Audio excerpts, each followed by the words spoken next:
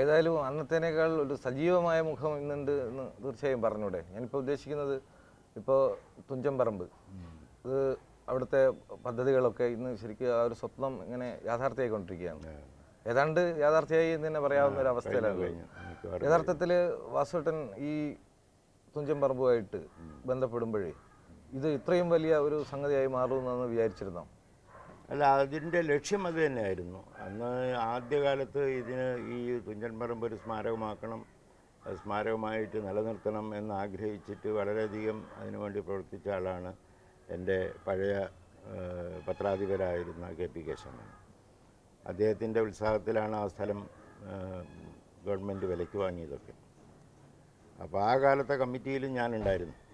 അന്ന് വളരെ മുതിർന്ന ആളുകളാണ് അതിലുണ്ടായിരുന്നത്. എന്നെ കൂടി അതിൽ ഉൾപ്പെടുത്താൻ കെ പി കേശവമേനോൻ തയ്യാറായത് അദ്ദേഹത്തിൻ്റെ ഈ കത്തലപാടുകൾ നടത്താനും അദ്ദേഹത്തിൻ്റെ കൂടെ പോകാനും ഒരു ഒരു ഒരു ചെറുപ്പക്കാരൻ, അദ്ദേഹം പറഞ്ഞാൽ കേൾക്കുന്ന ഒരാൾ, ഞാനന്ന് അദ്ദേഹത്തിൻ്റെ കീഴിൽ ജോലി ചെയ്യുന്ന ഒരു സബ് എഡിറ്ററാണ്. അപ്പോൾ അന്ന് അദ്ദേഹത്തിൻ്റെ ഒരു സ്വപ്നം ഉണ്ടായിരുന്നു. അതായത് ഒരു സാംസ്കാരിക സ്ഥാപനം എന്നുള്ളതിനപ്പുറത്ത് അദ്ദേഹം പ്രത്യേകം അത് എഴുതി വച്ചിട്ടുണ്ട്. ഇന്ത്യയിലെ പല ഭാഷകളിലുള്ള എഴുത്തുകാർ വരികയും താമസിക്കുകയും നമ്മുടെ ആളുകൾ ഗവേഷണം നടത്തുകയും എല്ലാ എഴുത്തുകാരും തമ്മിലുള്ള ഒരു സാഹിത്യ സൗഹൃദം ഉണ്ടായിത്തീരുകയും ഒക്കെ ചെയ്യണം. അതിനാവശ്യമായ സൗകര്യങ്ങളൊക്കെ അവിടെ ഏർപ്പെടുത്തണമെന്ന് അദ്ദേഹം അന്നേ എഴുതി വച്ചിട്ടുണ്ട്. അത് അദ്ദേഹത്തിൻ്റെ ഒരു സ്വപ്നമായിരുന്നു. പിന്നെ ഞാനത് 8 വർഷത്തിനപ്പുറത്ത് ഞാനതിൻ്റെ ചുമതല ഏറ്റെടുത്തപ്പോൾ അത് എല്ലാവരും കൂടി സഹായിച്ചാൽ നാട്ടുകാരുടെ സഹായം പ്രധാനമായിട്ടൊന്ന്, പിന്നെ പൊതുവെ പുറമേയുള്ള ആളുകളുടെ സഹായം, ഇതൊക്കെ ഉണ്ടെങ്കിൽ ഇതൊക്കെ നടക്കും എന്നൊരു തോന്നലുണ്ടായിരുന്നു. ഒരുങ്ങി പുറപ്പെട്ടപ്പോൾ ധാരാളമായിട്ട് ഞാൻ പ്രതീക്ഷിച്ചതിലധികം സഹകരണം സഹായം വന്നു. അതുകൊണ്ടാണ് ചെറിയ സംഘങ്ങളിൽ നിന്നും വലിയ വ്യക്തികളിൽ നിന്നും വലിയ സ്ഥാപനങ്ങളിൽ നിന്നും ചെറിയ കൂട്ടായ്മകളിൽ നിന്നൊക്കെ ആയിട്ട് ധാരാളം അതിനാവശ്യമായ ഫണ്ടുകൾ വന്നു.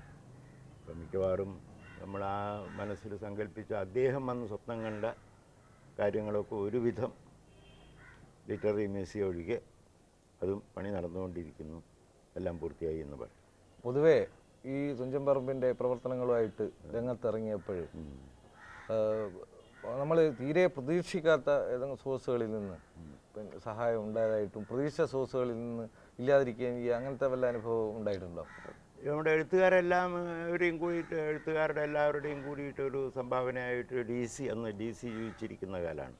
അവരുടെ റോയൽറ്റിയിൽ അഡ്ജസ്റ്റ് ചെയ്തിട്ട് എഴുത്തുകാരെ കൊണ്ട് എഴുതിച്ചിട്ട് ഒരു സംഭാവന കൊടുക്കുന്നതെന്ന് എഴുത്തുകാരിൽ നിന്നുണ്ടായിട്ട് അപ്രതീക്ഷിതമായ സംഭാവന, ചെറിയ ചെറിയ സംഭാവന. ഉദാഹരണത്തിന് കോഴിക്കോടിൻ്റെ അടുത്തുള്ള ഒരു ഹാൻഡിക്യാപ്ഡ് കുട്ടികളുടെ, അന്ധരും ബധിരരും ഒക്കെ ആയിട്ടുള്ള കുട്ടികളെ പഠിപ്പിക്കുന്ന ഒരു വിദ്യാഭ്യാസ സ്ഥാപനം നമ്മുടെ മെഡിക്കൽ കോളേജിൻ്റെ അപ്പുറത്താണ്.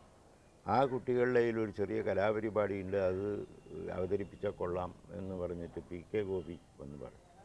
ശരി, അവർ കൊണ്ടുവരിക, അവർക്കൊരവസരം കൊടുക്കുക എന്ന് പറഞ്ഞ് ഈ കുട്ടികൾ ഒരു വാനിൽ സംഘമായി വന്ന് അവരുടെ അതിൽ കാഴ്ചയില്ലാത്തവരുണ്ട്, കേൾവിയില്ലാത്തവരുണ്ട്, അവരുടെ നൃത്തവും പിന്നെ സംഗീതവും ഒക്കെ അവിടെ അവതരിപ്പിച്ചു. 1 മണിക്കൂർ നേരത്തെ പ്രോഗ്രാം. ഞാനതിന് കെടാവിളക്കുകൾ, ഈ ജീവിതത്തിൽ എന്ത് തന്നെ പ്രതികൂല സാഹചര്യങ്ങളുണ്ടായാലും ശരി, വീട്ടിൽ ചില കെടാവിളക്കുകൾ മനസ്സിൽ സൂക്ഷിക്കുന്നവർ, അങ്ങനെ ഒരു പേരാണ് കൊടുത്തത്.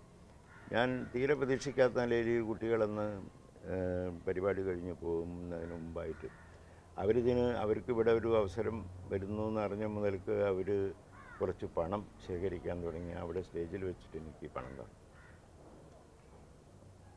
അപ്പോൾ അതേപോലെ ഒരു കുട്ടി അതേപോലെ തന്നെ കയറി വന്നിട്ട് പറഞ്ഞു, ഞാൻ ആദ്യമായിട്ട് എഴുതിയിട്ടുള്ള ഒരു കഥ പ്രസിദ്ധീകരിച്ചു, അതിനെനിക്ക് 100 രൂപ കിട്ടി, അത് ഞാനിവിടെ തരുന്നു. ഞാനുണ്ടായിരുന്നില്ല ആഫീസിൽ. അപ്പോൾ അതായിരുന്നു പശ്ചാത്തലം. ഞാൻ ആ റെസീറ്റ് നോക്കിയപ്പോൾ പറഞ്ഞു. അങ്ങനെ വളരെ അപ്രതീക്ഷിതമായ ഈ സംഭാവനകൾ, ചെറുതും വലുതായിട്ടുള്ള സംഭാവനകൾ ഒക്കെ വന്നിട്ടുണ്ട്. ആരും എന്നെ അങ്ങനെ നിരാശപ്പെടുത്തിയിട്ടൊന്നുമില്ല. വെളിയിലൊക്കെ പോകുമ്പോഴും അവരൊക്കെ സംഭാവനകൾ തന്നിട്ടുണ്ട്.